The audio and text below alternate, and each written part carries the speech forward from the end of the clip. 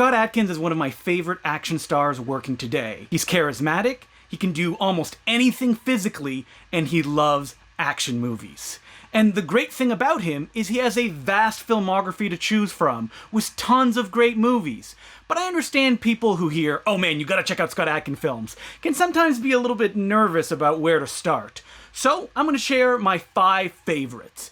Now, I should note that I'm gonna miss probably some of your favorites, but this is just an entryway to people who have never experienced his movies, and I hope to hit like all of the major beats. Now, it may sound weird for me to recommend a movie called Ninja 2: Shadow of a Tear, but this is the one that you should check out before Ninja 1. This film is directed by Isaac Florentine and stars Scott Adkins, and Isaac Florentine, for people that don't know, is one of the greatest action directors working right now. He actually gave Scott Adkins his big break in a film called Special Forces, and while both Scott and Isaac did make Ninja, they've admitted that it was kind of something that didn't 100% work.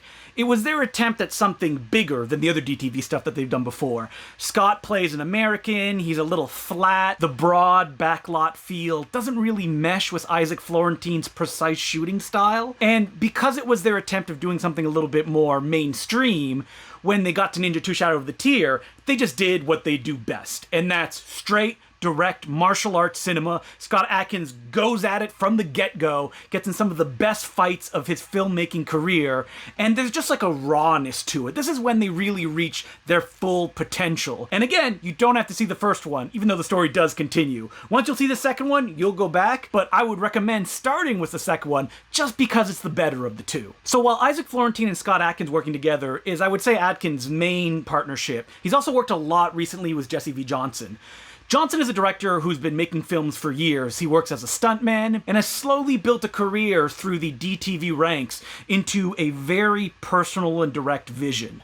Now, Adkins' earlier films with Johnson are good, but I think their partnership got great when they made The Debt Collector. The Debt Collectors is a simple, straight-ahead, almost 70s style action film that mostly worked as a character piece with action popping throughout. The plot has Adkins teaming up with Louis Mandylor, a kind of repo man who's on his last legs, and he's going to show the rope to Adkins, who is in the process of trying to save his martial arts studio. It's a simple, episodic story filled with great character moments, unshowy style, and great direct action. At number 3, I have the film that made me fall in love with Scott Adkins as a performer, and that's Undisputed 2: Last Man Standing.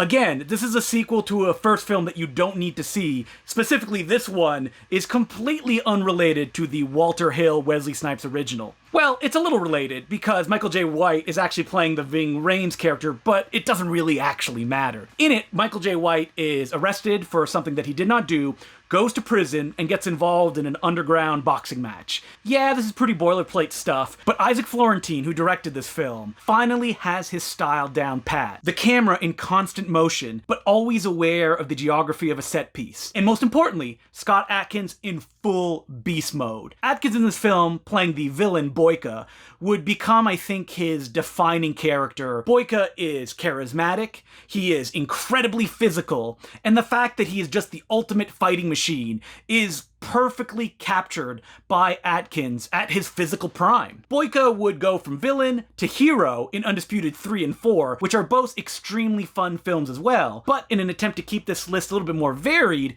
I'm not going to include them. At my number 2 spot, I have Universal Soldier: Day of Reckoning. Yes, again, it's another sequel, but you don't have to have seen the ones that have come before. It is a continuation of the Universal Soldier story, so it's about dead soldiers who are brought back to life. But in this one, director John Hyams goes for an amazing art house horror action vibe, which Scott Adkins pulls off with aplomb.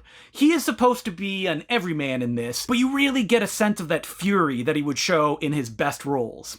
Out of all the films that I mentioned, this is one of the weirder ones. John Hyams is making what looks like a regular action film, but is always kind of pulling the viewer off center, and that's what's beautiful about it. It's kind of smuggling a different sensibilities that delivers more than you would expect from a subgenre, DTV action films, that is mostly Steven Seagal sitting in a chair and his stunt double doing all the action. And before I get to my number one, I should mention some of the more interesting sidebars that Scott Adkins had in his career, like the fact that he played Deadpool's stunt double in Wolverine Origins, yes, the not good Wolverine film, or the fact that he did a bunch of work in Hong Kong. He was in a really goofy but fun film called Extreme Challenge, which was directed by one of the greatest action choreographers in Hong Kong, Stephen Tung, in his late period. So it's not exactly great, and it definitely feels like a film that was made around the mid-2000s, but it has a fun fighting game feel.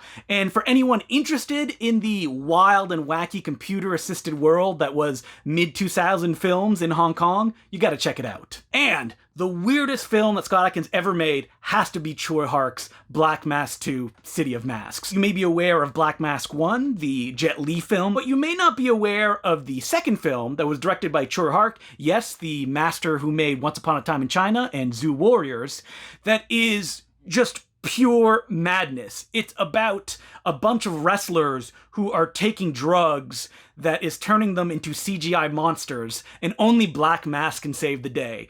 That synopsis sounds like it'll melt your brain, but this movie will completely disintegrate it. Scott Adkins doesn't have a great role in it. He plays a kind of master scientist guy who wears goggles all the time and is completely bald, but he's fun in it, he hams it up, and while the action is choreographed by Yu Ping, don't get your hopes up. For people who are interested in just the wildest Hong Kong has to offer, I would check it out, and you get an extra bonus of Scott Adkins being in it too. And finally, my favorite Scott Adkins films is Avengement. So this one came out only last year, and it was directed by Jesse V. Johnson, the director of The Debt Collector, but here you get the sense that they finally reached their full potential. The story has Atkins breaking out of jail and holding hostage a bunch of people in a gangster bar to take revenge on the people that put him there. The story itself is time-shifted, but what's great about it is it doesn't do it in an annoying way. It does so in a very organic fashion, where it makes you think that you had all the information, but then reveals that there was more that can recontextualize what you're seeing.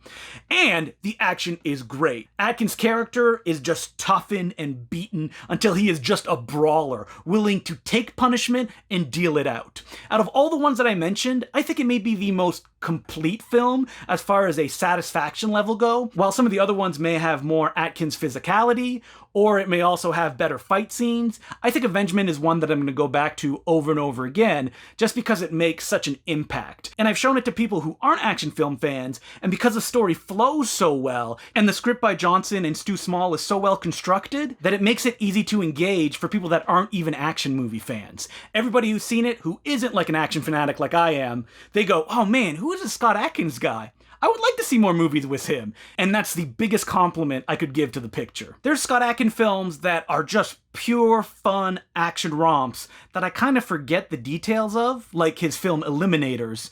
There's some that just have really great scenes, like Isaac Florentine's Close Range, and then there are some that are just, fun fluff, like Hard Target 2. But once you become a Scott Adkins fanatic, you should definitely check all of those out, because Scott Adkins is a guy that throws himself in every role. Now, sometimes the movie doesn't lift itself up around him, but he's there and he's always giving his 100%, which is why I'll always check out the new Scott Adkins film. And I hope you do too. So I really appreciate you watching this video, and you can listen to me every week tackling subjects like Scott Adkins on the Important Cinema Club podcast, which is posted weekly, and that you can find wherever great podcasts can be downloaded.